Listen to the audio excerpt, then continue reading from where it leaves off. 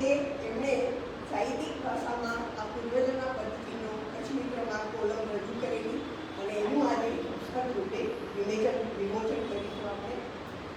આજના સમારંભના અધ્યક્ષ છે માનનીય શ્રી કીર્તિભાઈ ખત્રી, જેઓ આપણે બધા એમનાથી સારી રીતે પરિચિત છીએ.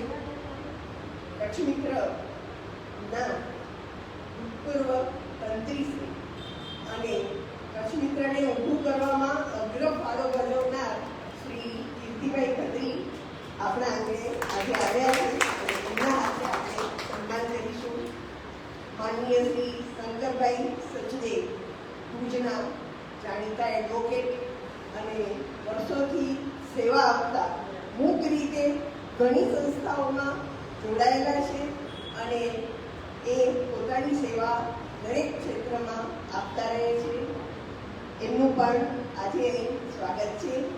સાથે માનનીય શ્રી દિલીપભાઈ, પ્રમુખ શ્રી અમારા મહિલા મંડળના પ્રમુખ શ્રી પુષ્પાબેન વૈદ્ય, કે જેમણે આટલું સુરીલું ગીત, આપણે વિચારો કે 9 દાયકાઓથી આજે અત્યારે એમને 90 વર્ષની ઉંમર થઈ અને છતાંય આવું રોમેન્ટિક ગીત જ્યારે પુષ્પાબેન વગાડતા હતા ત્યારે દિલીપભાઈ એને તાલ આપતા હતા.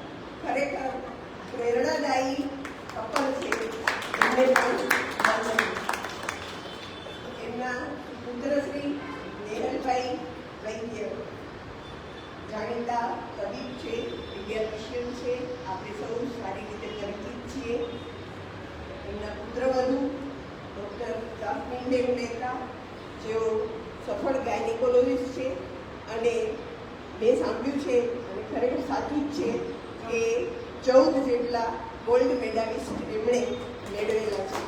એટલે આવા પરિવારનો આજે આપણી વચ્ચે ઉપસ્થિતિ છે અને એમાં પરિવારના અગ્રણી દિલીપભાઈએ જે પુસ્તક લખ્યું છે એનું વિમોચન કરીશું. કે એ માટે હું દીપ પ્રાગટ્ય માટે વિનંતી કરીશ મંચસ્થ સૌ મહેમાનોને. માનનીય શ્રી કીર્તિભાઈ, માનનીય શ્રી શંકરભાઈ, દિલીપભાઈ, પુષ્પાબેન, દેવભાઈ, આપ સૌ આવો.